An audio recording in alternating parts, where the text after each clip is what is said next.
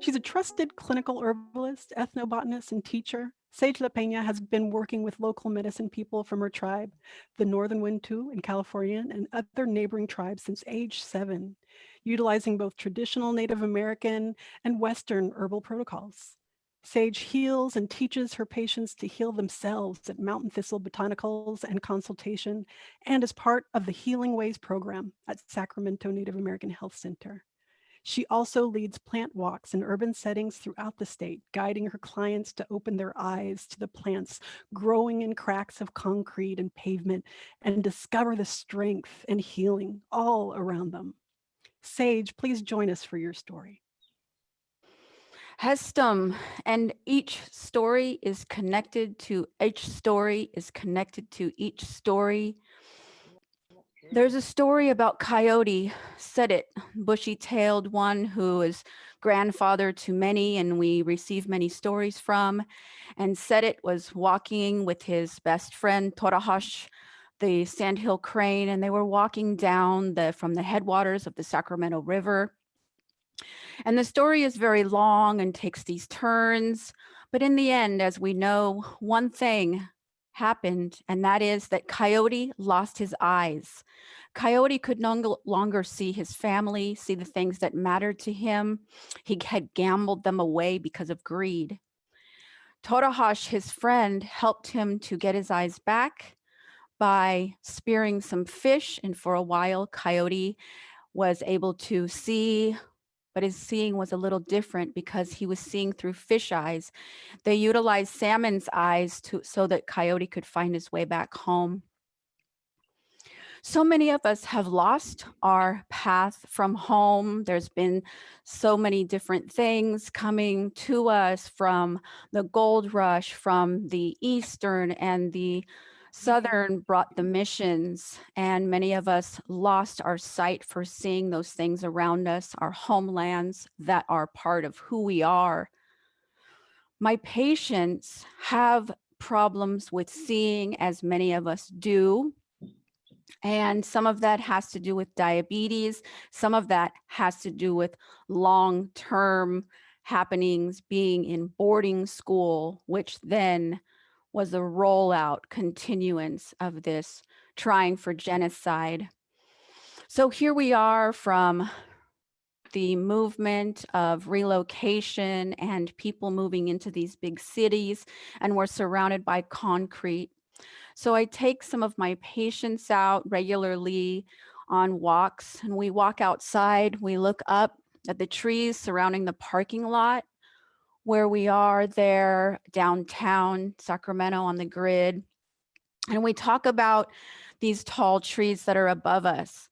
These trees that surrounded by pavement are part of the riparian corridor where the Sacramento and the American River meet, where the Maidu and Nisenan and Patwin people meet with the Miwok people.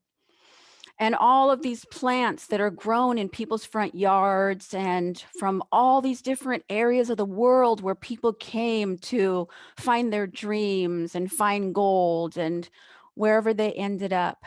And the Chinese who came in to help us build this town up and help us build the railroad, and people from all over the world coming to this place. And we look at these trees and the wind blows by and our eyes are full of the little particulate from these trees, those little balls that fall off the trees. And as we lean in closer, we see the puzzle piece of how that bark forms together. And the sycamore tree makes you feel sycamore than well, but that's the wellness that comes from that bark. When we take that bark in, that's the tree that's right there on the edge of this parking lot of this health center. And we walk along outside of this parking lot and we walk down the street. We're walking down a main drag on J Street, and we see on the corner there these city trees that are there. We see the oak, we see the ginkgo, we see the orange tree, and we see this big, beautiful heritage walnut tree. And we talk about how looking at the walnut, you know, they look like little brains, and The brain, of course, needs the nourishment of the walnut. It has so many different things inside of it that can help us to think better, along with that ginkgo tree for our longevity. And are these things that these trees, these beings, these sacred brothers and sisters and ancestors that are there within these trees and from all over the world. And when we look down, and I asked them, come here, look down between this gum wrapper and this condom wrapper and this empty pen capsule and this tossed coffee cup. And you see there between the cracks of the sidewalks, that's medicine, and this is medicine. And everywhere we look is medicine and food. And the food is the medicine, and the medicine is the food. And they're like, I can't eat that crazy stuff.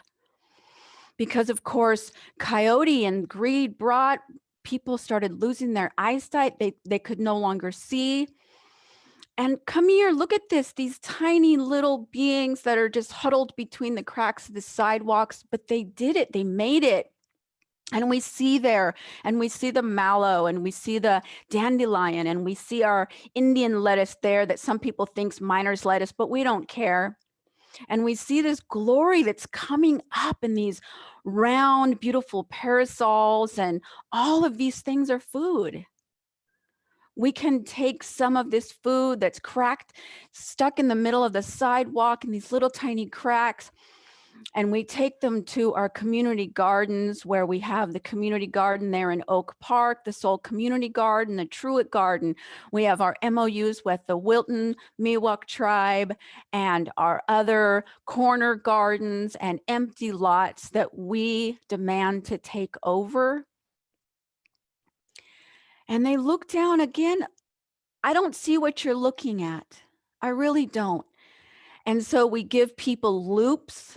We give people magnifying glasses. Get down if you can and look at this. And we see shepherd's purse, and we see the mallow, and we see plantain to help you get rid of your itchies.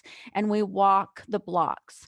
We walk the city streets. We walk all the way to Sutter's Fort, where people don't want to go inside. They knew their ancestors were trapped there. And the botanical gardens all around there for the museum. And we see the rose, the wild rose, and we see the elderberry blooming, and we see those berries coming up for us to help. And then we teach about making syrup. And over, and we just keep on trying, and we're never going to stop. We can't stop. And when we receive that email from a patient saying, you taught me how to see, I can see again, then I know what I'm doing is for the resilience of those people and those plants. And so that is my seed of hope. Thank you.